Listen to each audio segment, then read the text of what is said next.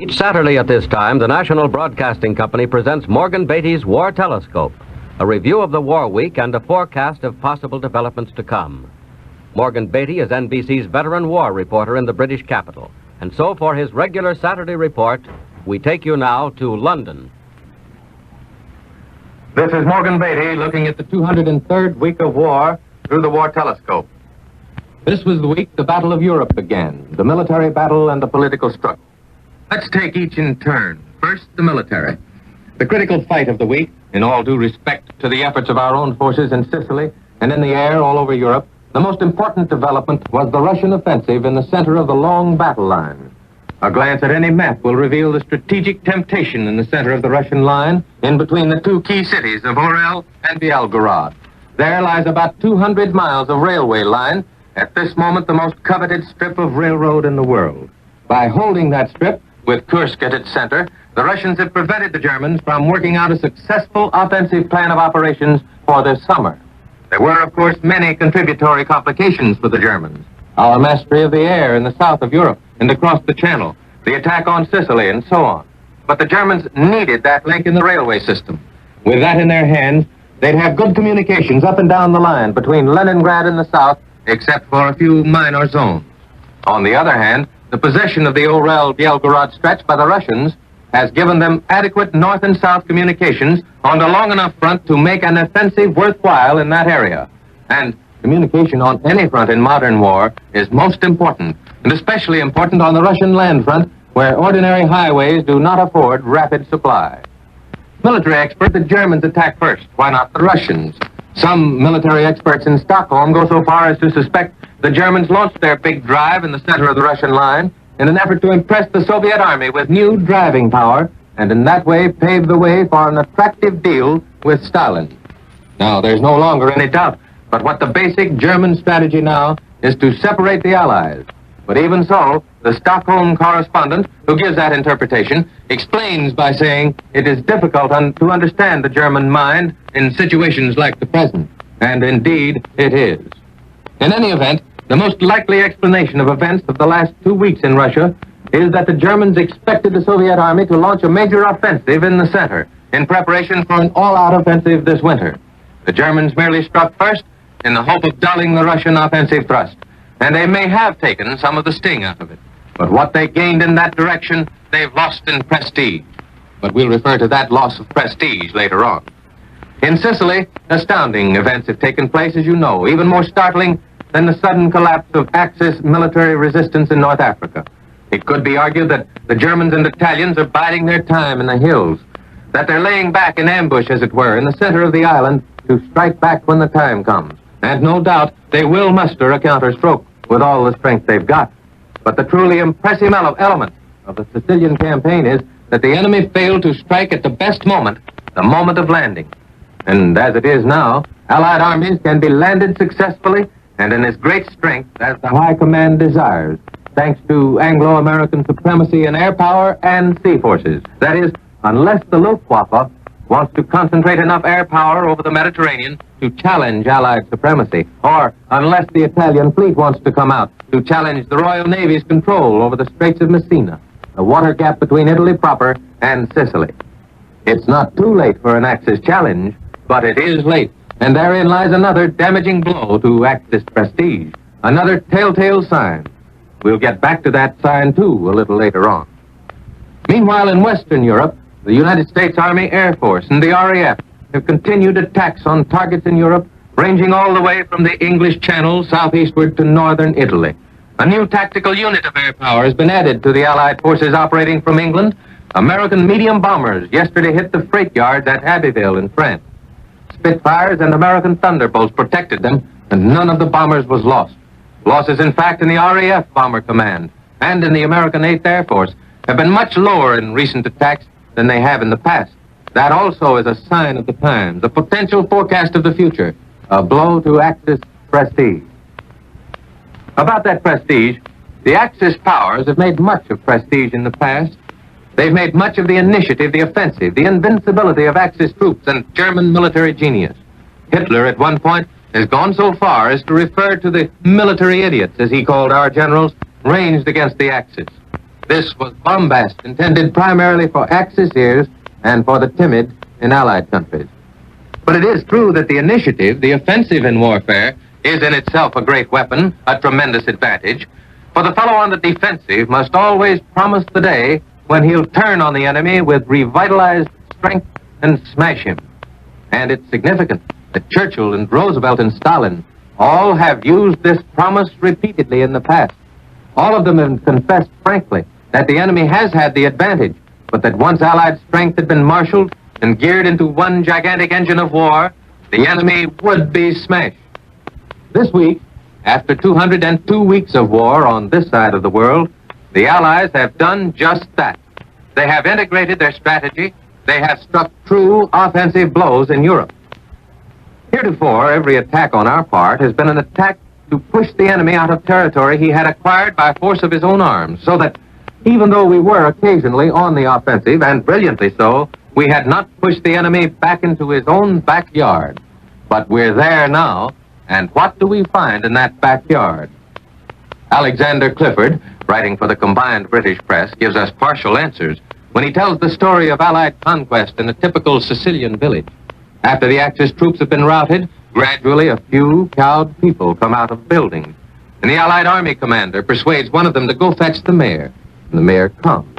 Likely as not, he's a quiet, unshaven little man dressed in a shapeless ersatz suit. He comes bowing in, flashing his gold teeth in a sickly smile, and he agrees to help if he can. The dead are buried and the water supply turned on after it's examined. Italian prisoners are ordered to clean up the dirty schoolhouse they've been using as a barrack. Soon they're busy toppling things out of upper stories to the courtyard below, such as bug-ridden wooden bedsteads, torn uniforms, packages of cartridges, stacks of fascist propaganda, even portraits of Mussolini. That's Clifford's view on the spot. Now let's turn to Johnny Moroso of the Associated Press, who also talked to Sicilians, including prisoners. One of these was asked by American troops what he thought of Mussolini. His answer was to cut his throat with his finger, as it were, and reply, "I would like to cut Mussolini's head off. He sent us here without food, and our clothing is falling to pieces." One group of Italian soldiers, coastal artillerymen, said they wanted to go back to their farms in Italy. They told our troops they knew the Axis would lose the war the minute America and Britain were lined up together. They insisted the Germans had fled before the invasion of Sicily, taking all the food with them, and the Germans had shot Italians in the back for refusing to fight Americans. And the fine quality of American equipment amazed the Italians. Some of these soldiers, incidentally, had packed their suitcases with civilian clothes on the assumption they'd be sent to America. But some American soldiers were inclined, said Moroso, to sniff at Sicilian statements that they liked our troops. These hard-headed American boys point to the snipers who fired when they were detected, and then until they were detected, and then gave up. The average Sicilian prisoner, says Moroso, has black teeth from lack of care. Few of these men are clean-shaven. All of them appear to have 10th hand the shoestrings, and few show evidence of much bathing. On the other hand, the few captured German prisoners, for the most part, are defiant. They're clean and well-fed. They speak good English, and they say the fight has not yet begun, and when the German army opens up, it will drive the Americans into the sea. All of this information bears out, in general, our report to you of last Saturday, namely that the Italians hate the Germans, that there are signs of military inefficiency in the Italian army if they're given efficient military leadership. And we must remember that the captured Italians now in Allied hands are all Sicilians. There are other Italians yet to be countered from other provinces of Italy. Sicilians have never thoroughly absorbed the Mussolini rule. But all of this adds up to damage to both German and Italian prestige. And the Allied military blows of the past week, the lack of coordination of Axis forces so far in Sicily, the hesitance of the German military strategists in Russia, they're all signs. Here's another one, perhaps a more important sign, and that brings us to the political struggle. Dr. Goebbels, the German propaganda minister, has just turned loose a package of threats against German rumor mongers in his latest article in Das Reich. In times like these, he says, when the government is compelled to be silent, rumor mongers start speaking. His own cowardice, says Goebbels, spurs on the rumor monger. There's no trite trivial enough. He pours forth every nonsensical bit of news, says Dr. Goebbels. Then further on says, we must act like soldiers, must hear the command and obey. The sign is clear politically, too. German leadership cannot explain away the Allied offensive, the will to action on the part of the democracies. German leadership cannot explain away clearly honest statements, like Secretary Stimson's yesterday here in London, when the War Secretary said, and we quote Mr. Stimson, "We in America have transformed a peaceful industrial country into a great arsenal in less than 3 years. We have finished recruiting. We're now engaged in training the best army the United States has ever sent beyond its borders. It's been done with the unanimous support of Congress and the people. It represents the upsurge of power and purpose of a great nation, a power and a purpose that far transcends the differences reflected in the press and among politicians when they differ about small things. That's the American position, clearly, honestly put. Churchill has stated the British position, even though Britain's long battle needs no explaining. The purpose is to smash fascist and Nazi leadership, and that's a determined, abiding purpose. The performances of Russian leadership and the Red Army and the Russian people are clear on any map you can buy for a dime. The Nazis will not deny that the line is where it is. They do not deny that they failed to destroy the Russian army. The clear honesty of purpose in every case is entirely too convincing for a propaganda monger like Goebbels. Quite naturally, he's silent, and so is his Führer. And quite naturally, Mussolini is silent. In the face of honest purpose and military offensive action, there is nothing to say. Lies repeated however many times won't save the situation. Now, let's not assume, as some people seem to assume, that our first steps on the offensive represent huge gains. They do not. The greatest gain in the Mediterranean is the coordination of land, sea, and air forces of two nations, Britain and America, under a single commander. That is almost as much of a miracle as the upsurge of power in the United States. As a news analyst, we sometimes wonder if the strong men at the head of the various sections of Allied attack, and they are strong men, capable, aggressive, successful, we wonder if democratic training hasn't played the major part in their coordinated effort, if their ability to work together is not a purely democratic phenomenon, ingrained in them by historic tradition and early training. In any event, we do have something of a miracle in coordination, whereas at this moment, the Axis has exactly the reverse. And propaganda won't fill the void. It won't answer the questioning minds of the German and Italian people. And just because we are on the offensive, there's no need to blind ourselves to the difficulties, political difficulties and differences in our own camp. Difficult problems do exist. There's a Russian-Polish difficulty, the double leadership in the French committee, Giraud and de Gaulle. There are great internal problems in all the nations involved. But we are honestly threshing out our problems. They're exposed to all of us in headlines and in radio broadcasts every day. But to borrow from Mr. Stimson, the upsurge of power in our nations is unmistakable.